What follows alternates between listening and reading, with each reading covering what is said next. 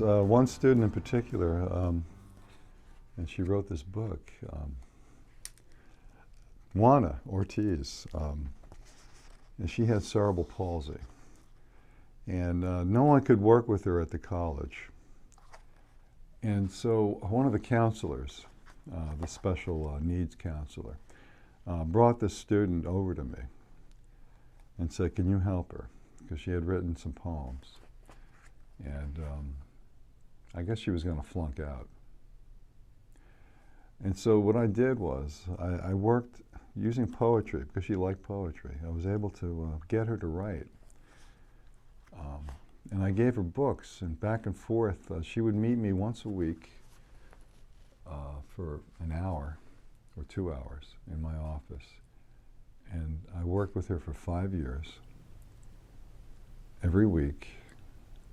And I got her to a point where she became a good writer. It was a very slow process.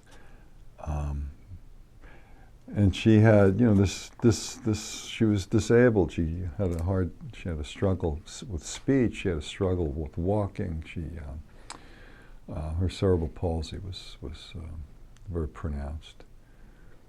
And the school system, the public school system, where she went to public school in Patterson, had pretty much given up on her. And so she came to Passaic County College, and she tried once and dropped out, flunked out. She was in ESL. She was also an ESL student, so she had that. Was another hurdle. She had to get past ESL, and she was an English language learner. The second language was English. Anyway, there was a spirit that she had. She came to me. She was never. She never made you feel bad about herself. She was always happy to see you, and I was always happy to see her. She made me feel better. She made me feel good, and I learned a lot from her. She challenged me because I didn't know how to begin, where to start, and so I started with haiku, Japanese haiku, very short, poetic form. And through in translation in English, the Japanese haiku translated in English, I was able to get her to start writing haiku. And she wrote some very beautiful haiku, and that inspired her. And from there we got to longer poems, sonnets, and I gave her books. I gave her in books of Spanish poets, Spanish language poets, Pablo Neruda, Lorca, Machado, all these great poets, Walt Whitman, and she read, and she came back every week, and I gave her a new book, and she'd come back with poems, and I'd go over her poems, and we'd sit, she would read them, I would make suggestions, and through that process she was able to craft poetry and to craft prose, because she wanted to write her story, her struggle. And so she is, of all the students I've had, I think that one means the most to me, and I learned the most from her, because I learned patience, and you needed time and patience, and it's just that the system, the education system, is not set up for a student like Juana. So it was only because I was able to give her that time, basically like a lunch hour every week.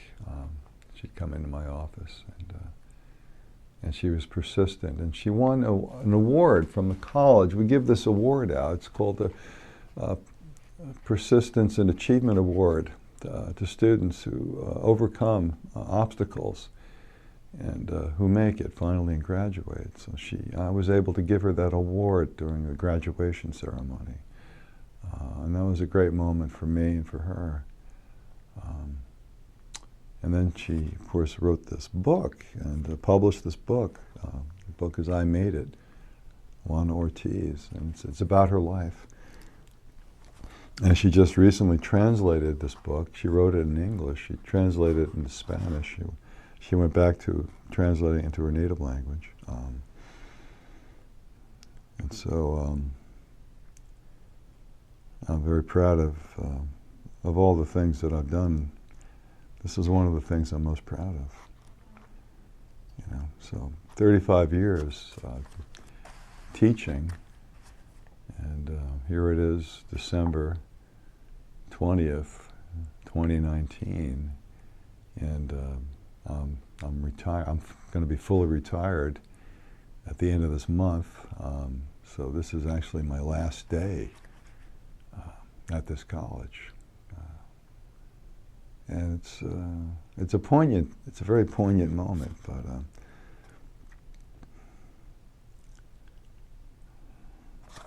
anyway, so I wanted, and the award that I'm most proud of is up there on the wall, and it's from Juana, and it's a plaque. It's for me. It says my name, Mark Hillringhouse, and it says mentor, and it has an inscription from Juana on that plaque. She gave that to me, so I have that on my wall proudly, and yeah, so it's something. You wonder if you make a difference, if anything you do makes a difference. And I realized, yes, you do. Teachers do make a difference. And I've just put up all these pictures of all the students I've had up here at Wanacue. And there's thousands of them now. And I'm thinking about, all the different, I've had each of these students in my class. And I've worked with each of these students. I've conferenced with each of these students. I've read their essays. I've helped them with their writing, each one of them.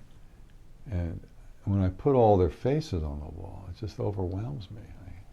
I think about it. So one person, one teacher has a huge effect on a lot of different students, on their lives, on their education. And you don't realize it until you can visualize it and see it. And when you see the faces, then you realize what you've done.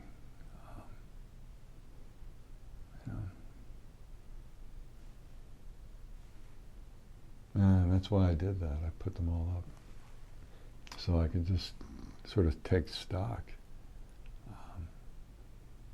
after 35 years. And then finally, I'm retiring. But yeah, I made a difference. So I like to think I made a difference with students,